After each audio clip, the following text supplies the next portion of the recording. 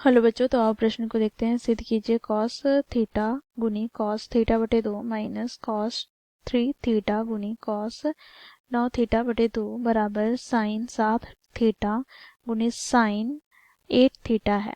बच्चों यहाँ पर हमें संकेत में दिए गए हैं LHS बराबर 1/2 गुनी कॉस थीटा बटे 2 माइनस 2 गुनी कॉस 3 थीटा गुनी कॉस 9 थीटा बटे 2 के रूप में व्यक्त करना है हमें। तो दिए गए प्रश्न की मुख्य अवधारणा की बात करें तो बच्चों देखो, इस प्रश्न को सिद्ध करने के लिए हम एक सूत्र का प्रयोग करेंगे। सूत्र क्या है? देखो, यदि cos a minus b plus cos a plus b हो तो बच्चों ये बराबर हो जाता है 2 गुनी cos a गुनी cos b के। तो इस मुख्य अवधारणा की सहायता से हम दिए गए प्रश्न को सिद्ध करेंगे। बच्चों देखो, प्रश्न में हमें बाएं पक्ष अर्थात LHS क्या दे रखा है?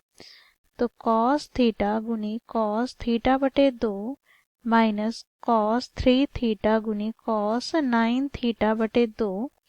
तो बच्चों देखो, इसे हम क्या करेंगे, 2 से गुना और भाग करते हैं।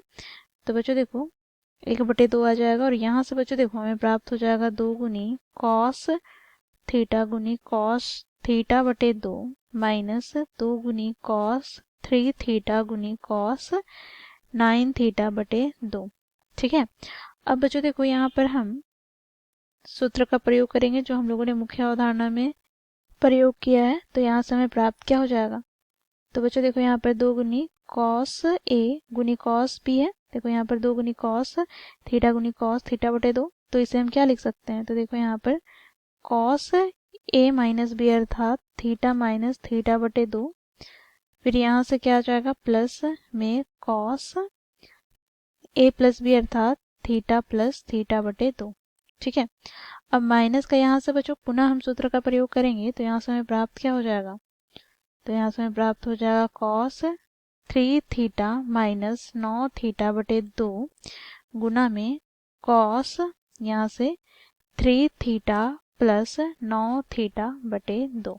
अब बच्चों इसे हम आगे सरल करते हैं तो यहाँ से हमें प्राप्त क्या हो जाएगा? तो LHS बराबर हमें प्राप्त हो जाएंगे बच्चों, देखो यहाँ पर 1/2 गुनी यहाँ पर बच्चों कॉस थीटा माइनस थीटा बटे 2, हमें थीटा बटे 2 प्राप्त हो जाएगा कॉस थीटा बटे 2।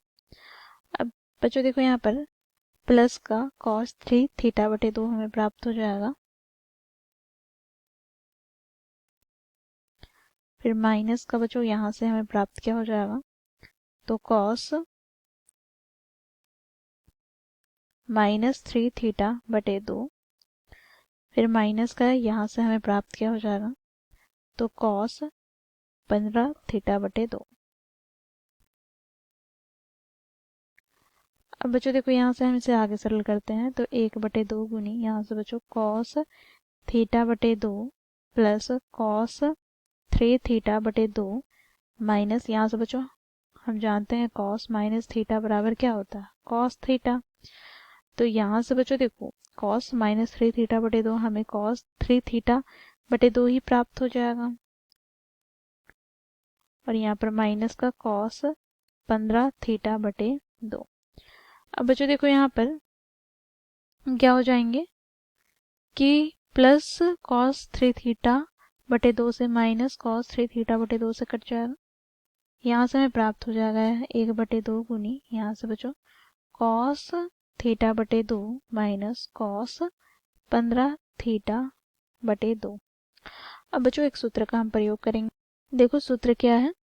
तो यदि कॉस सी माइनस कॉस डी हो तो बच्चों ये बराबर हो जाएगा 2 गुनी यहाँ पर बच्चों साइन माइनस 2 गुनी साइन सी प्लस टी बटे में 2 गुनी कोष्टक में साइन सी माइनस टी बटे 2। अब बच्चों LHS बराबर क्या हो जाएंगे? तो देखो यहाँ पर पहले से 1/2 है और यहाँ पर माइनस का 2 है तो 2 से 2 कट जाएगा तो माइनस हमें प्राप्त हो जाएगा यहाँ पर साइन, यहाँ पर बच्चों देखो 16 थीटा बटे 2 अर्थात यहाँ पर 8 थीटा गुने में बच्चों देखो यहाँ पर साइन गुना यहाँ पर सी माइनस डी अर्थात बच्चों देखो 15 थीटा में हम थीटा घटाएंगे तो यहाँ से हमें माइनस का क्या प्राप्त हो जाएगा, 14 थीटा। 14 थीटा को हम 2 से विभाजित करते हैं तो माइनस का 7 थीटा। बच्चों हम जानते हैं क्योंकि साइन माइनस थीटा बराबर क्या होता है, माइनस साइन थीटा। तो यहाँ से हमें प्राप्त क्या हो जाएगा, तो देखो माइनस से माइनस कट जाएगा तो हमें प्राप्त हो जाएगा LHS बराबर साइन यहाँ पर 8 थीटा गुणे में साइन 7 थीटा।